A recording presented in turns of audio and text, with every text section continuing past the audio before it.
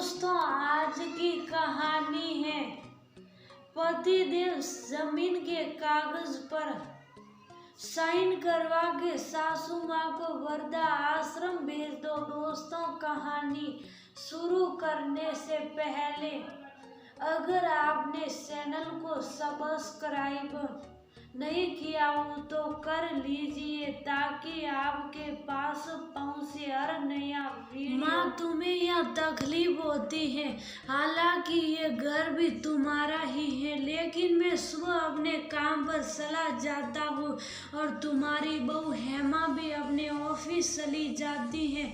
बच्चे स्कूल से जब तक आते नहीं तब तक तुम्हें अकेले रहना पड़ता है।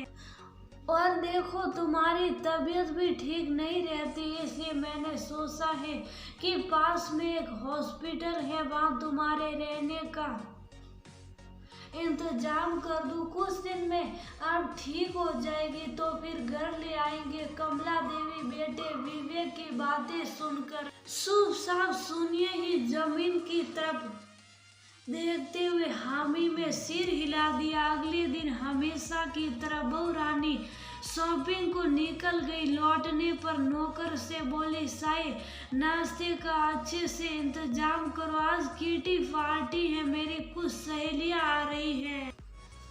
इधर बहू किटी पार्टी में व्यवस्थित खूब ही हो रहा था। उधर कमला देवी का दमा का इनहेलर खत्म हो गया था। उसने विवेक को बताया नहीं था क्योंकि अभी एक हफ्ता ही हुआ था उसको विवेक के घर आए हुए।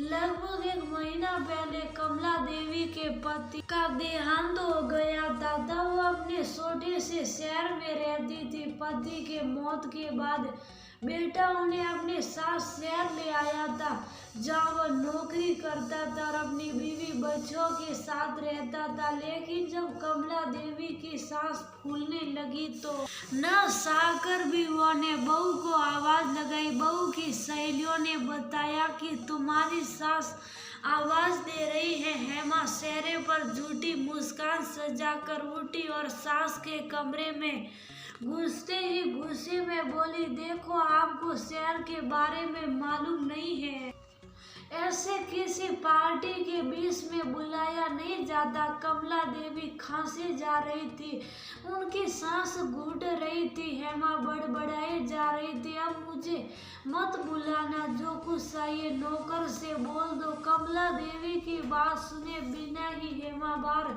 किटी पार्टी में बेबस हो गई।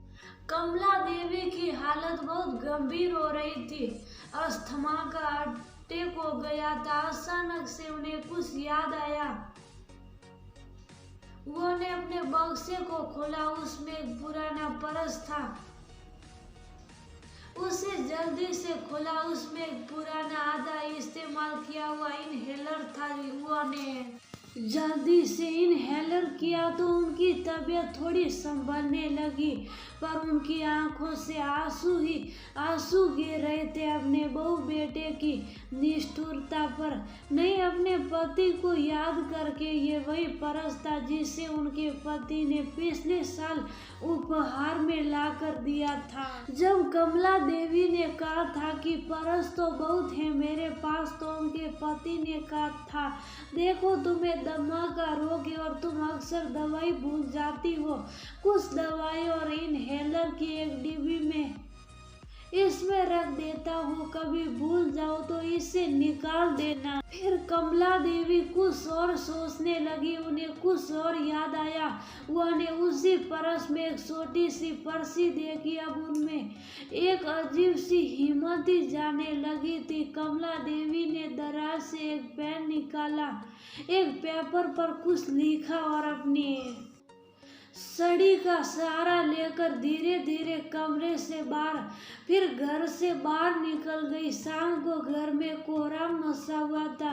विवेक और हेमा दोनों लड़ रहे थे। कारण ये था कि कमला देवी घर पर नहीं थी, पर अच्छा हुआ तुम्हारी माँ चली गई, कैसे रखती मैं उनको, तो मैं तो एक हफ्ते में ही परेशान हो गई थी। विवेक बोला, अरे कुछ दिन तो ठीक से रख लेती, मुझे मकान के पेपर पर उनके साइन लेने थे।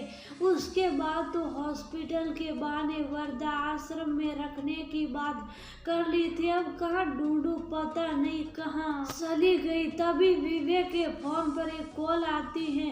विवेक, हाँ बताइए। दूसरी तरफ से, सर हम वृद्धाश्रम से बोल रहे हैं। विवेक, आपको मेरा नंबर कहाँ से मिला? वैसे मैं आपसे मिलने वाला था।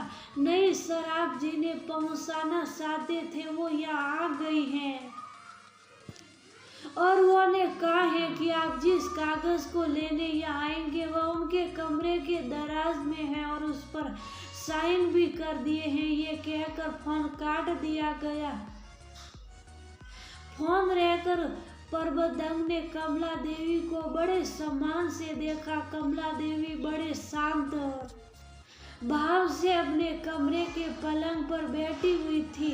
उन्होंने फिर से वह पर्ची अपने पर्स से निकाला और पढ़ने लगी, जिसमें उनके पति ने लिखा था कि ये तभी पढ़ना जब मैं न रहूं। तब कमला देवी ने कहा था कि तब तो मैं इस कागज को फाड़ देती हूँ, लेकिन उनके पति ने उनको ऐसा करने से मना कर दिया था। कमला, मैं ना रहूं तब तुम किसी की मोहताज मत होना। एक मेरा दोस्त है, उसको कॉल करना, वो तुम्हारी मदद करेगा। तुम जहाँ भी रहोगी ये सज्जन तुम्हारी मदद करेंगे। तुम कभी घबराना मत, हमेशा हिम्मत से काम लेना, जैसे तुम मुझे हिम्मत बंधाती रहती थी। कमला देवी को याद आने लगा कि मजाक में ही सही पति को कितना ताना दिया करती थी कि कभी एक साड़ी लाकर नहीं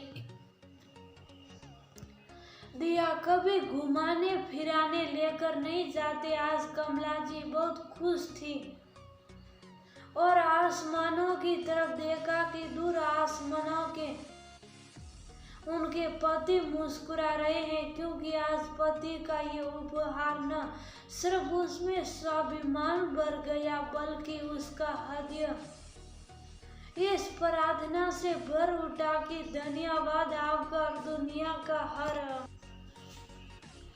पति अपनी पत्नी को ऐसा उपहार अवश्य दे। ऐसे बच्चों पर शर्म आती है जिनको माँ बाप से कोई मतलब नहीं,